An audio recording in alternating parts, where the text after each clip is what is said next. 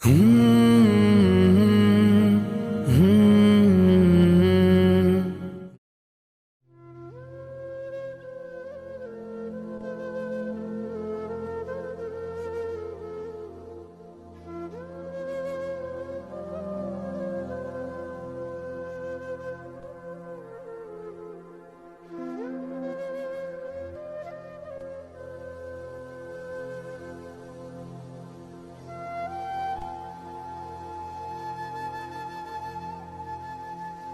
منظر ہے حیدرآباد کے پرانے شہر فلکنما کے قریب فاروق نگر کے علاقے کا۔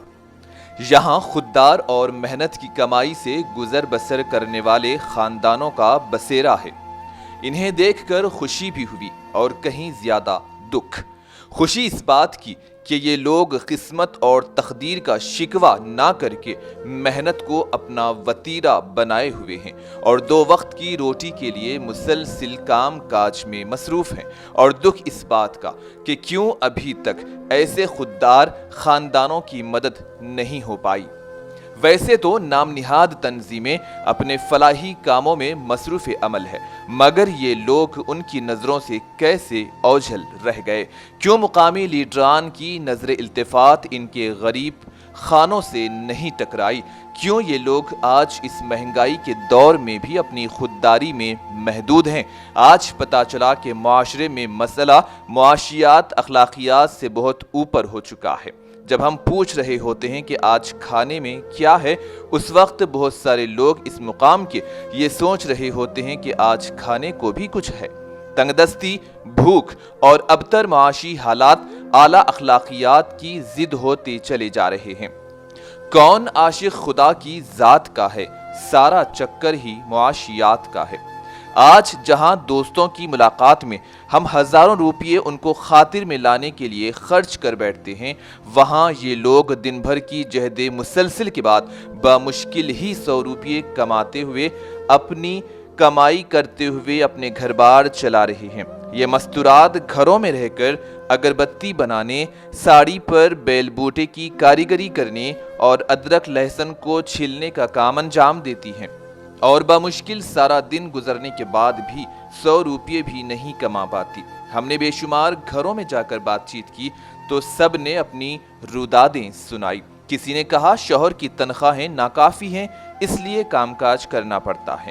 کسی نے کہا بچوں کی فیس ادا کرنی ہے، اور پھر ان کے گھر جو ایک کمرے پر مشتمل ہیں، جس کے در و دیوار بے ساختہ چلاتے ہوئے ان کی غربت و مفلسی کا ثبوت دے رہے تھے۔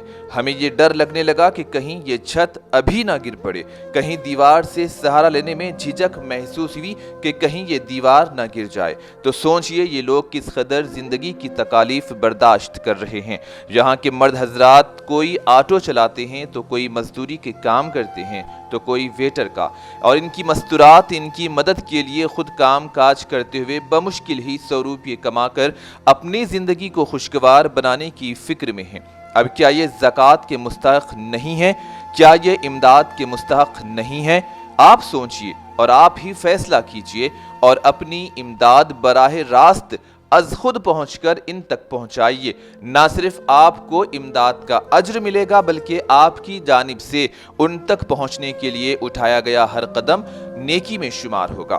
آج ضرورت اس بات کی ہے کہ ہم ایسے کئی بستیوں کی نشاندہی کریں اور ان تک امداد پہنچانے کی فکر کریں۔ نہ جانے ایسے اور کتنے فاروق نگر ہیں، اور نہ جانے کتنے ایسے لوگ ہیں جو امداد کے منتظر ہیں۔ خدارا اپنے اپنے حدود میں تحقیق کرتے ہوئے ایسے افراد کی پہچان کریں اور پھر ان تک حقیقی امداد پہنچا دیں، جو آپ کے لیے آخرت کے لیے ثواب دارین کی شکل میں جمع ہو جائے گا۔ یہی ہے عبادت، یہی دین و ایمان کہ کام آئے دنیا میں انسان کے انسان۔ خدمت خلق ہی ایک ایسا فعل ہے جس سے انسان کی عظمت کا صحیح طور پر پتہ چلتا ہے۔ کسی انسان کی عظمت کا اندازہ کرنے کے لیے نہ صرف یہ دیکھنا ہوگا کہ اس کے اندر کس قدر جوہر پوشیدہ ہیں اور وہ کن اعلیٰ اوصاف کا مالک ہے، بلکہ اس اعتبار سے بھی اسے پرکھنا ہوگا کہ اس کے دل میں خلق خدا کے لیے کس قدر درد موجود ہے۔ خالق عالم نے انسان کے ذمے دو فرائض لگائے ہیں، ایک اس مالک کل کی اطاعت اور دوسرے اس کے بندوں سے پیار، یعنی ایک حقوق اللہ اور دوسرا حقوق العباد۔ حقوق اللہ میں اگر کوئی کوتاہی ہو جائے تو اللہ تعالیٰ غفور الرحیم ہے، وہ معاف کر سکتا ہے، لیکن اگر حقوق العباد کا جرم سرزد ہو جائے تو اسے وہ معاف نہیں کرے گا، حالانکہ وہ قادر مطلق ہے، مگر اس مقام پر اس نے معاف کرنے کا حق صرف اور صرف اسی کو دیا ہے جس کا حق مارا گیا ہو یا جس کا حق ادا نہ کیا گیا ہو۔